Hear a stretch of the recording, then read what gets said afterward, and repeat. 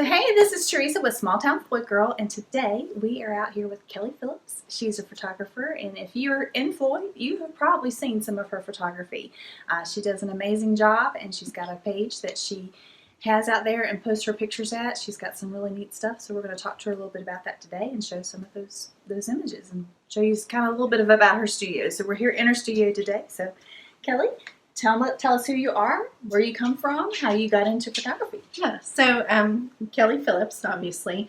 And the funny thing about me is my husband and I have the same name. So we're both Kelly Phillips. Oh, wow. So it's kind of like, we've had people get confused of, is it the male Kelly or the female Kelly who runs the business? And so it is actually me.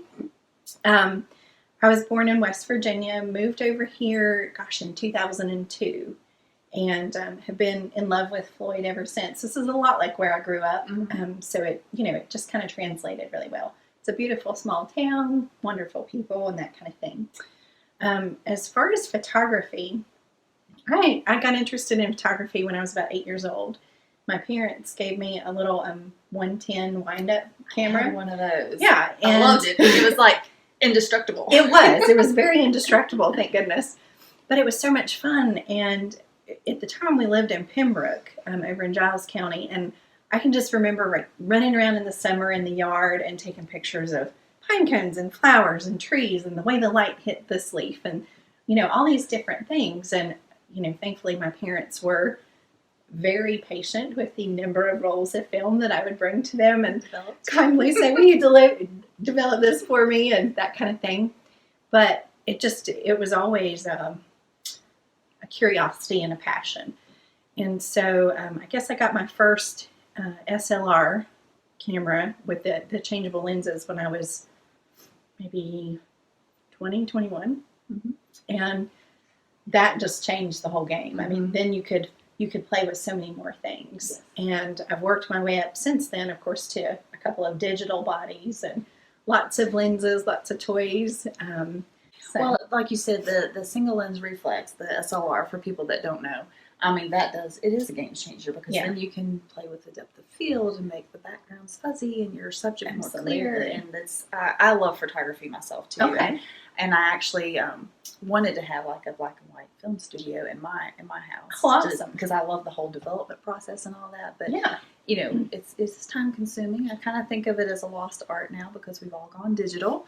And I vividly remember going a few years ago to a festival up in Pennsylvania, and I still have my 35mm single lens reflex camera, and it's a Minolta, it's old, but was taking pictures, and the little boy, it was a really cute little boy, he had his hair all up in mohawk, and anyway, he wanted me to take his picture, and I was like, yay, I get to take your picture, and then he immediately said, can I see it?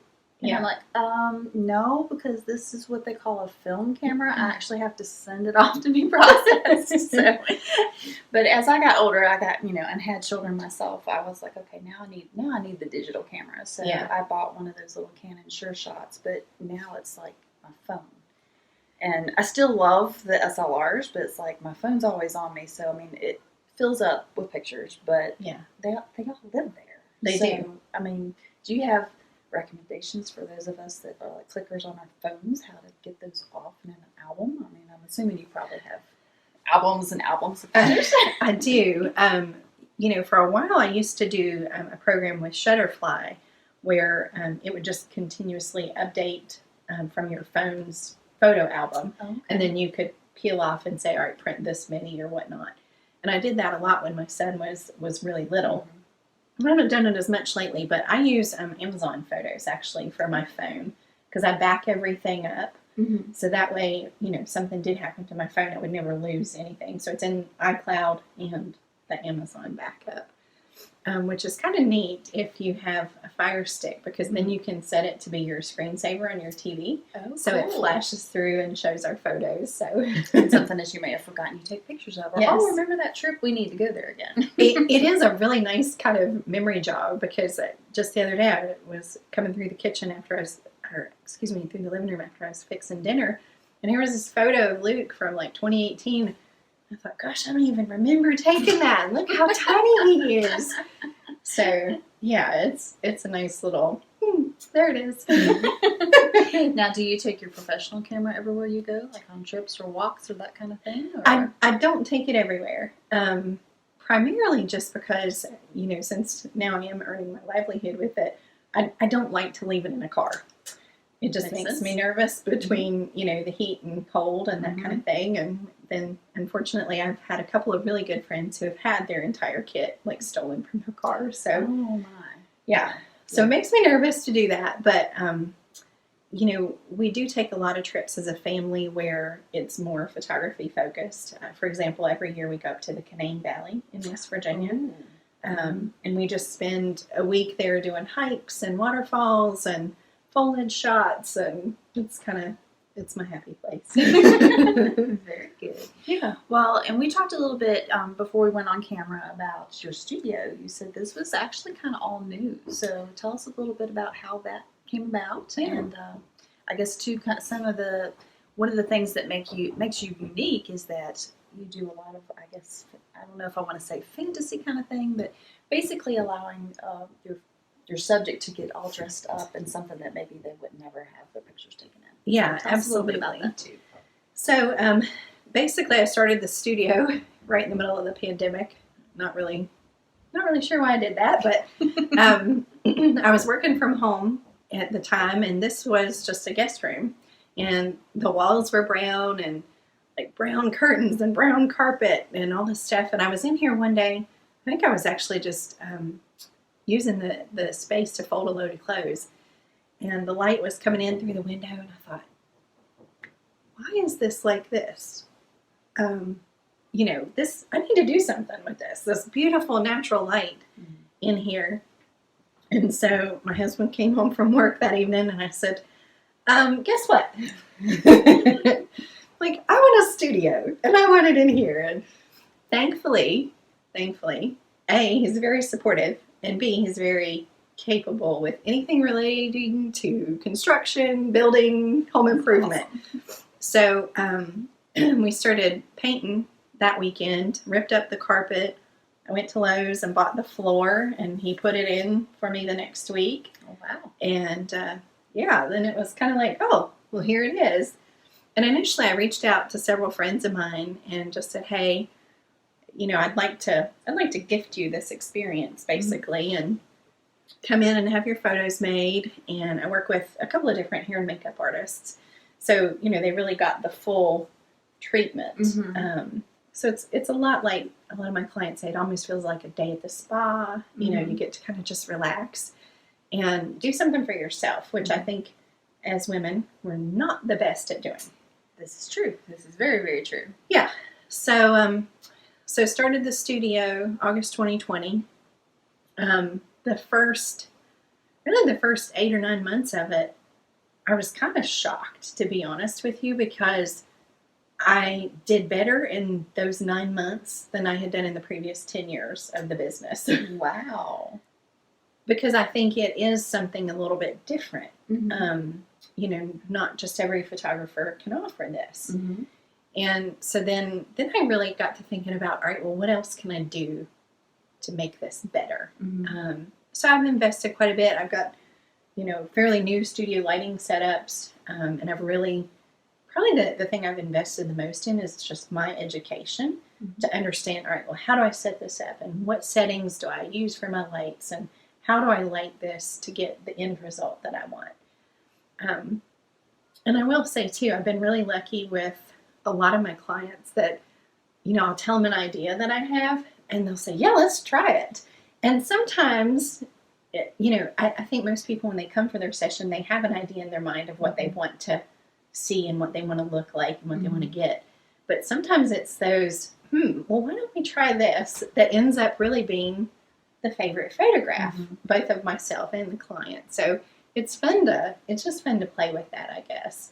I do have a huge closet full of gowns and things like that. Lots of gowns out there. I've got the angel wings now that are an add-on. So I've I guess really expanded the types of sessions that I'm offering too. So everything from, just a standard headshot, professional headshot with like a canvas painted background to, boudoir to even like staged shoots with huge fancy gowns and bouquets and all kinds of things. Like I said, I've looked at them and they look awesome, and the angel wings are really neat, to see that, because again, that's not something I would have ever thought of doing, but just even as we walked in, I was just remarking she's got this gorgeous gown out there with the angel wings just kind of on display, and I'll take some pictures and make sure that you guys see it. But yeah, she's got all kinds of gowns out here so that you can get all dressed up, and I think that beauty. It kind of reminds me, and I'm going to date myself here, but of the old Glamour Shop. Yes. And where you kind of got to dress up and they did your makeup and all that. And I will say, I did that at one point, but they did put a lot of makeup on your face. Like, it felt cakey kind of thing. So, and I haven't seen that. When I've looked at your photos and stuff, it doesn't seem like they're like just caked on. I mean, it's very professionally done. Yeah. Now, I will say, I think a lot of times we go a little heavier because the camera takes things away. But in the same token, I don't want anybody to look fake or, like if their child walked in the room and didn't recognize them, I would feel really bad. Yeah. Right? So, to me, it's really about helping each person that comes in here see their beauty again, because it's really easy with mass media and everything else. I mean, you have so many examples of stick thin models and perfect hair and perfect teeth and perfect skin and Botox and everything else in the world, and that's just not real. Right. Not real, not natural. No. And it bothers me for young girls to think that that's the expectation, the standard that they have to live up to. Shouldn't be that way. Everybody's beautiful in their own way. I love that you're kind of focused on that. And, I think I've seen some, just again, being comfortable with your body type. Yeah. Because we're all, as you said, we're all made different. Yeah. Yeah. No two of us are exactly the same, which is great. I mean, because things would be really boring if we all looked exactly the same. But no, I think, I think it's just about, like I said, finding our own beauty, our own self-love, our own self-worth again. And also kind of helping people who've had maybe a less than positive experience in some way in their life. I've had clients that have come in and have gone through divorces. I've had ladies who, just had a really rough upbringing and a rough childhood. And I actually had one lady who said to me that nobody in her whole life had ever told her she was beautiful. Wow. And, I mean, that just... It really broke your heart a little bit. It did. And, then when she posted her first photo from her session, and, oh gosh, all these people started commenting. I was getting ready to say, this is beautiful, this is gorgeous, oh my goodness. And she messaged me, and she's like, I'm literally sitting here in tears. Oh. Just, That's awesome. So, yeah, you're not just taking pictures, you're just helping women to have an experience and appreciate the beauty that they've probably never seen. Yeah. When they look in a mirror. That they already have, that we walk around with every day. And, I guess on one hand, you can look at it two different ways, because obviously we don't all get up in the morning and put on the makeup and do the hair like we would for this photo shoot. Right. But in the same token, like I said, I think it's about capturing that natural person. And really, I think that the cool thing about one of my sessions, and we've seen it time and time again, like every single session, there's this point, and it's like you can watch that switch flip inside that person of, oh, I like this photo. I like how I look. They just probably get more comfortable. They do. And then you just see them like relax and settle in, and maybe play music and have snacks. So it does become just, it's fun. It's casual. It's light. Like I was telling you as we were setting up, I tend to trip over things. So there's usually some laughs involved. I ask people, like, don't laugh too hard if I fall completely in the floor. And of course, my dog, Roxy, she comes in and hangs out with us on most sessions. And I'll have to take a picture of that too, because she is really cute. Yeah, she's like the official studio mascot. And usually if I'm in here, during the regular part of the week, if I'm just in here editing or, working on a new program or something, she's in here laying in the floor and catching those sun rays because I guess it feels good. But as far as if someone wanted to do a photo shoot with you, how is the best way? I mean, do they just go online and schedule? Do they call you? And, any kind of, do you have certain packages that you offer, that kind of thing? Yeah, so I'll make sure I give you my website link. Yes. Because that'll give all the different types of sessions that I offer and the pricing for that. And then there's like a contact me form from the website. They can reach out that way or through social media. I'm on Facebook or Instagram or LinkedIn. Not as many people use that, but I found that's pretty good for like people who want business headshots and stuff. Exactly. And then really it's just kind of taking a look at dates that fit both of our schedules, and then if it's a glam session, where we need the hair and makeup and that kind of thing, I'll coordinate that with the folks I work with as well. We get it set up and we just come and take care of it. So how long does a glam session take, out of my curiosity? Yeah, so hair and makeup is usually about an hour and a half to 2 hours, just kind of depending on length of the hair and that kind of stuff. And then after that, for the glam session, it's 4 outfit changes. So usually about 2 hours of shooting after. Okay. So again, that's kind of why I do snacks and and refreshments and things so that we kind of have a break. But yeah. And then a headshot would run probably... Headshots are maybe 30 minutes tops.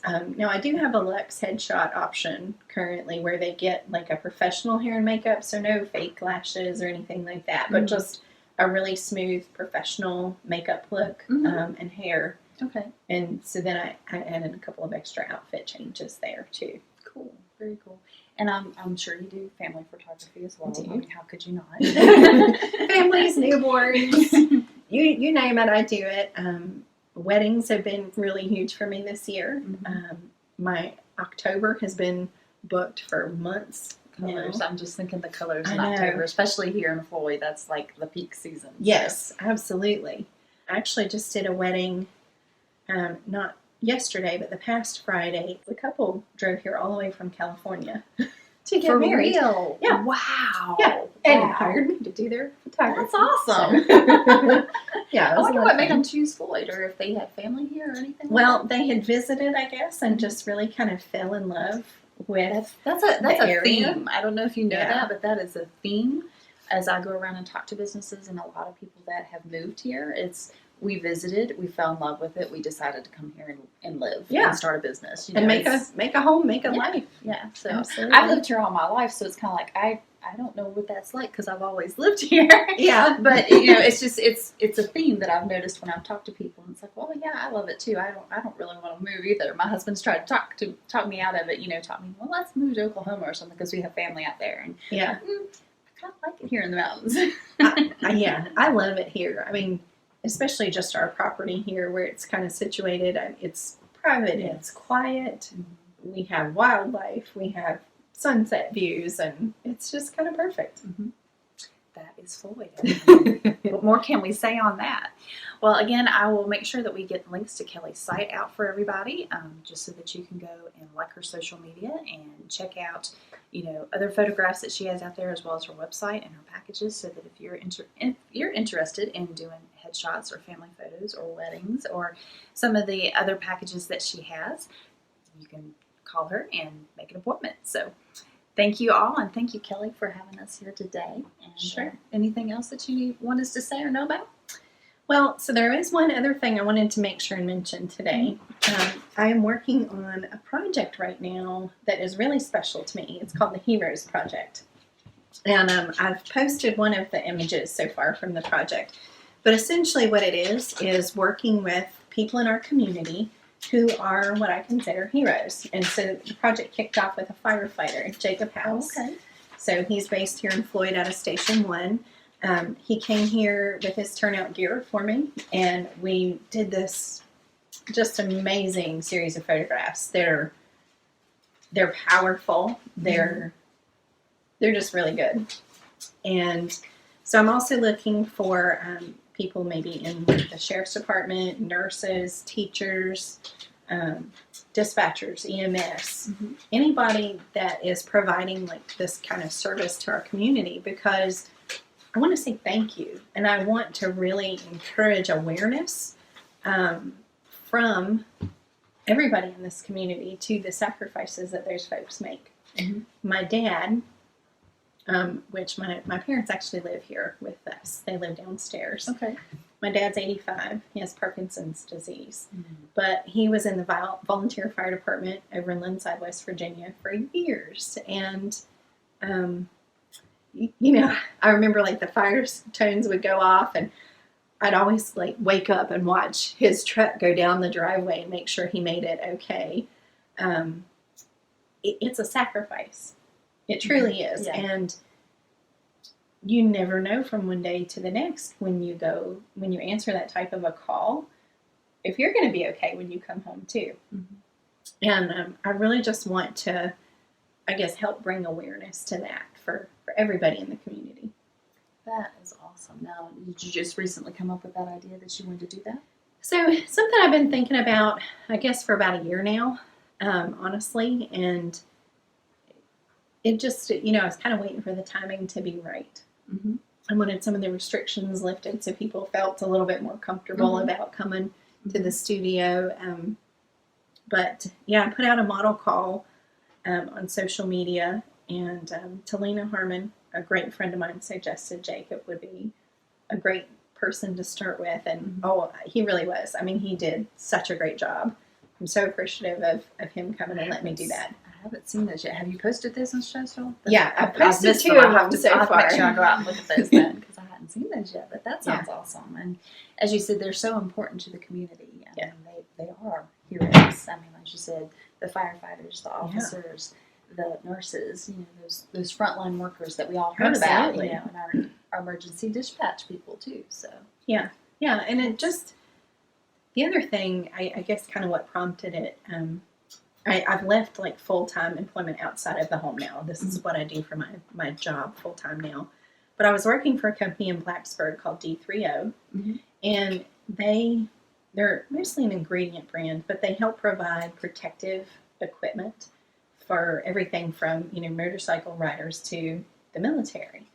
And so as part of that job, we had a lot of military equipment that was stored there in the office, you know, mannequin with the helmet and the uniform and all this stuff. And I guess the first time I really picked up the helmet, it hit me. Like, this is heavy.